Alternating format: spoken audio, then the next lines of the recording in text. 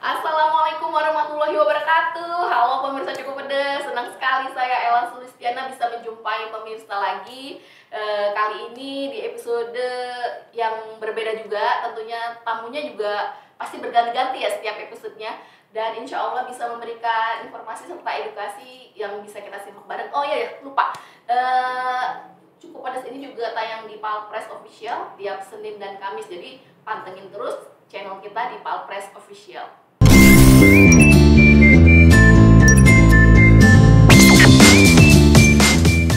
Halo Dinda, Assalamualaikum. Waalaikumsalam, halo Mbak Ella. Halo juga, apa kabar? Sehat? Sehat, alhamdulillah. Mbak Ella, apa kabarnya? Alhamdulillah sehat juga, Neng. Makanya bisa bertemu sama Dinda di Iya. studio kita hari ini ya.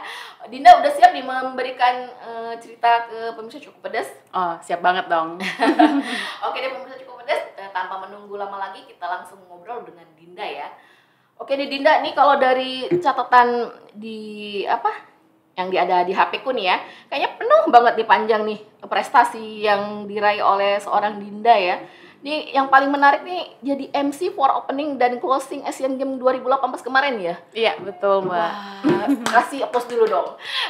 Putra daerah ya. Kok bisa sih Dinda terpilih jadi MC, kan itu kan skala udah Asia kan? Kenapa bisa terpilih Dinda? Bisa ceritain Seleksi nggak? casting. Oh, Gitu. ikut juga melalui proses itu juga Dinda? Iya, Oke. jadi mungkin orang ngirainnya kalau misalnya MC Asian Games ada orang dalam, ada kenalan gitu, enggak, ini beneran ikut castingnya gitu Mbak. Oh. Karena dulu emang hobinya sampai sekarang emang hobinya MC. Oh, Iya. jual suara ya. Iya, jual suara. Kenapa tertarik Dinda? Apa karena ada ter-challenge nih kayak gitu untuk diri sendiri, atau mungkin ada desakan dari keluarga atau teman, Dinda lu bisa kayak gitu? Enggak ada. Emang pengen diri sendiri itu sebenarnya pengennya go internasional kali gitu ya Mbak ya. Karena dulu waktu SD itu udah dikursusin sama mama buat kursus bahasa Inggris sampai SMA nonstop. Sayang kalau nggak diasah lagi di waktu kuliah. Waktu itu nge-MC waktu masih kuliah. Oh, dari kuliah udah MC juga Dinda. Iya. Oh, jadi udah punya bekal ya. Iya. Nah, itu waktu pas tahu ada lowongan jadi MC untuk Asian Games itu gimana ceritanya? Kebetulan waktu itu sebelumnya udah sering nge-MC, jadi udah sering kenal sama IO atau sama organisasi yang lain gitu. Jadi ketika mereka mau ngadain itu, mereka yang pegang, IO mereka yang pegang, yang pernah kerja sama aku gitu. Ditawarin, "Ini mau nggak ikut ini jadi MC Asian Games 2 minggu nonstop?" Mau dong. Mau, tapi tetap harus ikut casting, tetap harus seleksi kayak gitu. Awalnya kirim videonya itu sekitar 20 sampai 1 menit, 1 menit waktu buatnya. Jadi full bahasa Inggris, terus iya dilihat juga mimik wajah kita gimana, apakah emang kita bisa nge-influence. Karena pesertanya atlet-atlet dari di Wisma Atlet Iya. itu gitu Mbak gitu. Jadi kita ikut 1 minggu kemudian akhirnya kepilih. Alhamdulillah. rezekinya Dinda Iya, ya. seneng banget. Nah, waktu itu pas kan beda ya MC, ya mungkin biasa MC acara atau apa. Ini kan skala besar. Mungkin ada mungkin Dinda punya tantangan tersendiri jadi MC Asian Games. Ada pengalaman yang mungkin nggak bisa Dinda lupain. ada. Waktu Apa itu waktu nge-MC kan emang harus buat skrip, tapi kita nggak boleh berpatokan sama skripnya gitu kan Mbak ya. Tetap harus mikirin vocab selanjutnya apa ya gitu. Karena walaupun selancar-lancarnya orang Indonesia ngomong bahasa Inggris, tetap kalau bingung, Agak ngeblanket ya. aduh bingung ngomong apa ya gitu. Harus ini, jadi itu challenge dari buat Dinda, gimana caranya mikir vocab apa ya biar lebih menarik gitu. Gitu. Jadi karena belum pede waktu itu, jadi akhirnya walaupun udah bisa nge-MC tetap akhirnya ikut kursus MC biar lebih matang lagi sebelum ikut Asian Games itu. Oh, Gitu. jadi jadi Dinda juga mengeksplor diri juga ya, dengan prepare-nya juga dengan ikut kursus MC juga ya? Iya, ikut kursus lagi.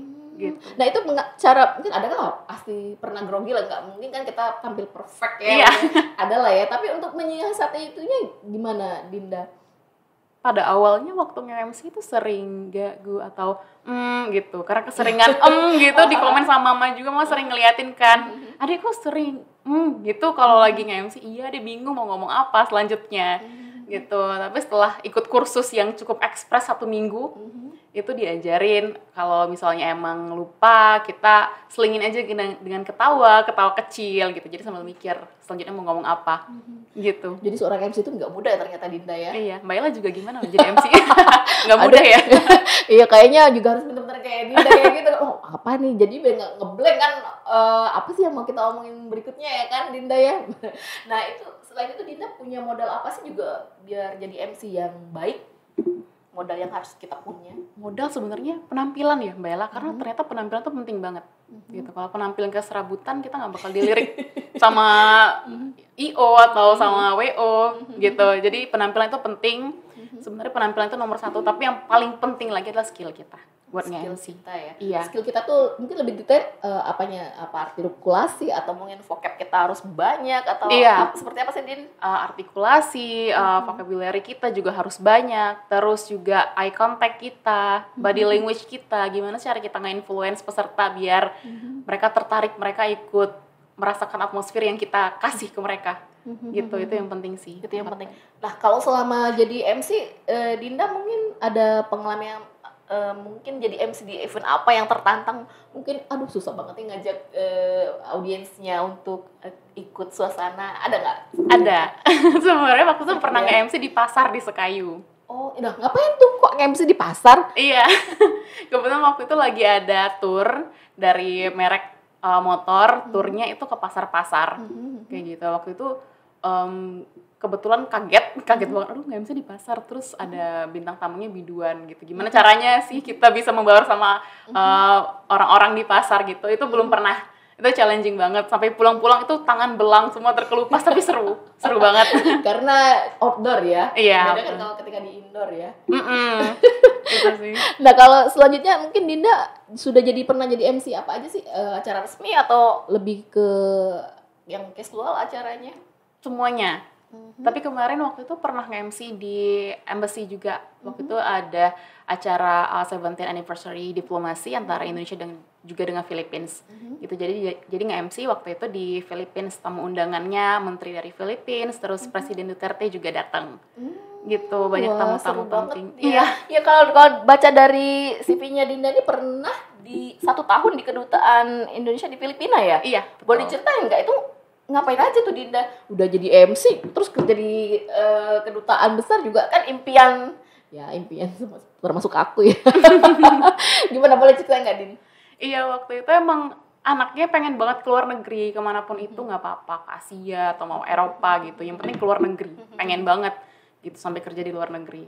Akhirnya waktu lagi disuruh magang, emang diwajibkan magang, terus Dina juga ambilnya hukum internasional, emang pengen banget keluar negeri jadi ambil jurusan HI.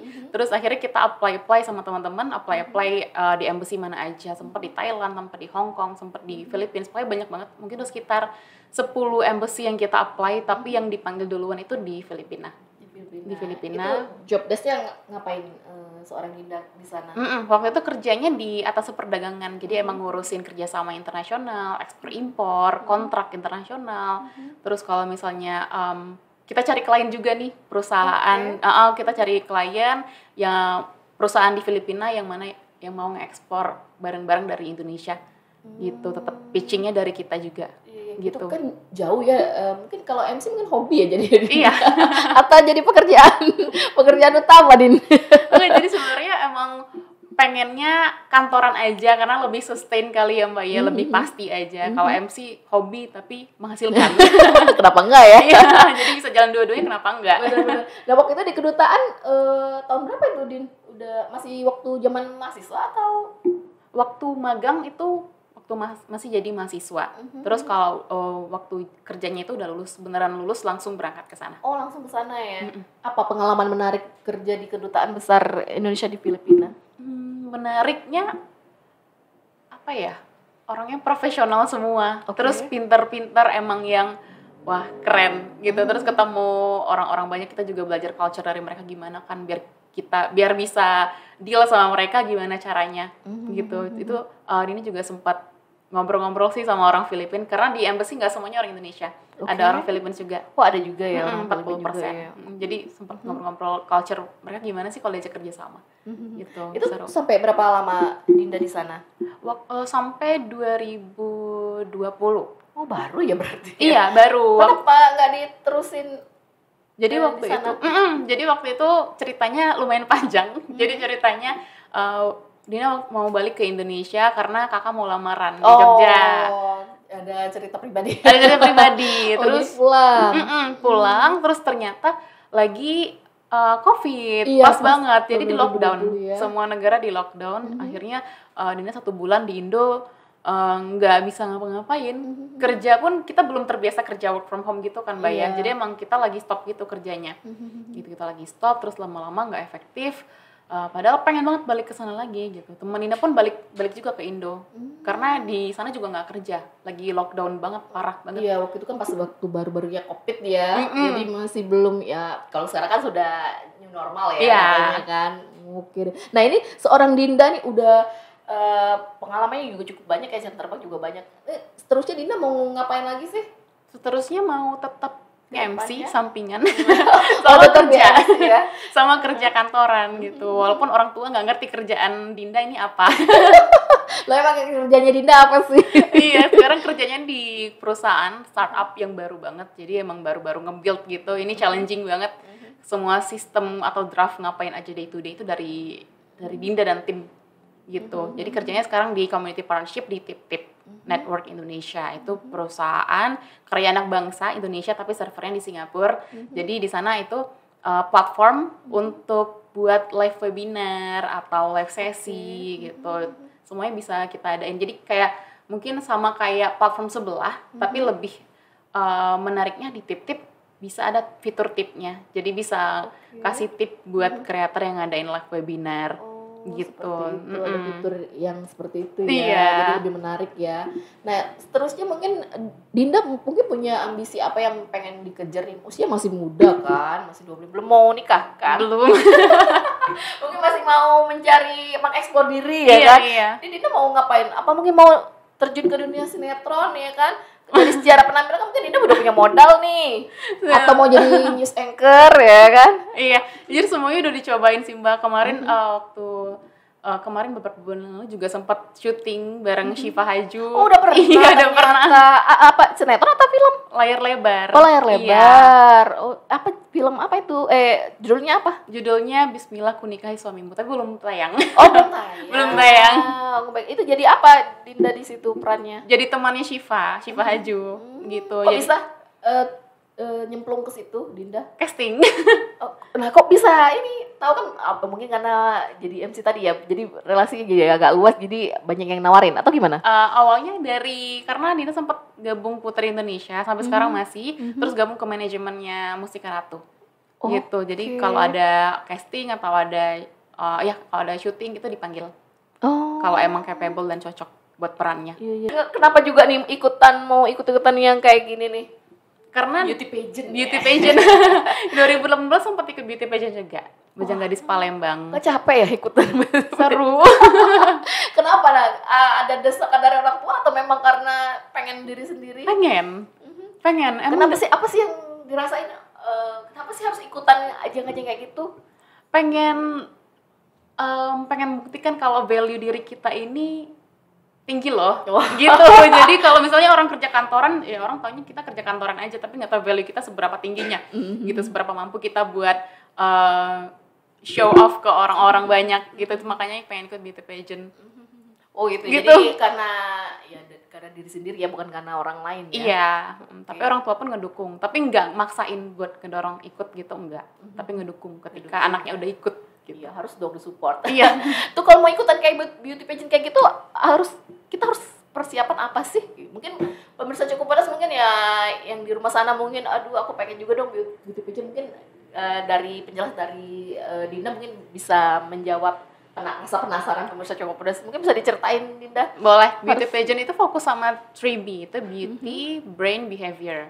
Gitu. Beauty dari sisi penampilan, emang kita harus siapkan penampilan kita semenarik mungkin. Terus brain kita juga harus menyiapkan, misalnya kalau aku ikut ini Mbak, Bujang Gadis Palembang, yang disiapkan apa aja? Oh, pengetahuan mengenai budaya Palembang itu seperti apa, terus seni tarinya dan lain-lain itu harus siapkan juga. Gitu. Kemudian behaviornya. gitu. Jadi jangan selengean. Jangan selengean gitu, tapi tetap behave ya. Gitu. Pantes ya kalau ngomong sama Dinda dari tadi kayaknya ngomongnya tertata, enak kayak gitu kan. Ternyata udah punya modal, ternyata alumni dari Putri Indonesia memang karena di edukasinya juga seperti itu ya, Betul. diajarinnya ya. Memang kalau ngomong tuh nggak boleh bengak-bengok ya kalau bahasa Jawa. Iya, emang harus well prepare, semuanya disiapin biar nggak gagu-gagu gitu. Oh, seperti itu. Nah, waktu ikutan pemilihan Putri Indonesia, Dinda apa yang dibawain representasinya? Kan biasanya kan ada unjuk kebolehan ya kan? Betul. Nah, waktu itu Dinda apa nih? Waktu itu nyanyi lagu Bengkulu sambil main gitar. Bahasa Bengkulu berarti Bahasa ya? Bengkulu. Oh, bisa main gitar juga? Bisa main gitar juga. Oh, kemudian apa lagi selain menyanyi lagu daerah? Bermain gitar? Waktu itu sempat speech gitu, tapi bukan mewakili dari Bengkulu, tapi emang speech dalam bahasa Inggris. Oke. Gitu. Karena di Putri Indonesia juga dibutuhkan buat yang bisa bahasa Inggris. Gitu. Ya itu wajib ya, Iya. Din ya. Nah, ini nggak punya waktu luang untuk pribadi, Din. Ngomong-ngomong, semuanya dijabanin. Punya, tapi punyanya paling pagi-pagi banget, kalau nggak malam-malam banget buat me time, nonton Netflix. Cuma itu doang. Asmara ada kegiatan yang lain sih, santai di rumah, Me time-nya apa, nonton drakor? nonton drakor. Nonton drakor apa nih yang lagi ditonton sama Dinda? Kalau Dina Spill dong. kalau Dina ketinggalan sih Mbak, biasanya baru selesai nonton Bisnis Proposal. Padahal udah lama banget ya. Ya Allah, Dinda itu udah habis zaman kapan baru nonton sekarang, saking sibuknya ya pemirsa Cukup Pedas.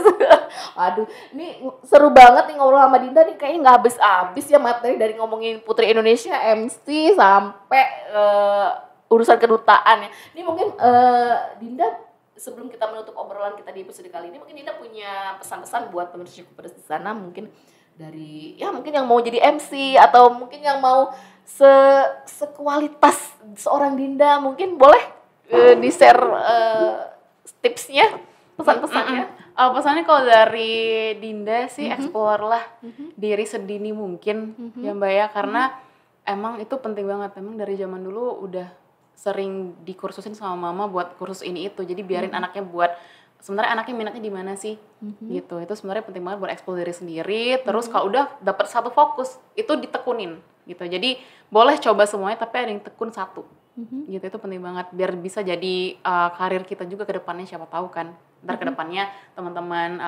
sebutnya pemirsa Cukup Pedas. Nah, pemirsa Cukup Pedas itu bisa jadi MC terkenal, atau bisa jadi country manager di startup, atau bisa jadi perwakilan Putri Indonesia Sumatera Selatan yang mewakili Miss Universe, siapa tahu gitu. Jadi harus ada satu fokus yang emang kita bisa fokus satu titik. Oke, aku maunya fokusnya di sini gitu. Oh, jadi fokus satu titik. Ingat itu, ingat Lagu ya.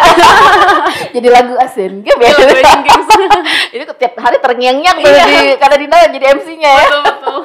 Oh, jadi itu pesan-pesan dari Dinda ya untuk pemirsa Cukup Pedas yang ingin mungkin yang jadi MC atau mungkin pemilihan Putri Indonesia ya, Dinda ya.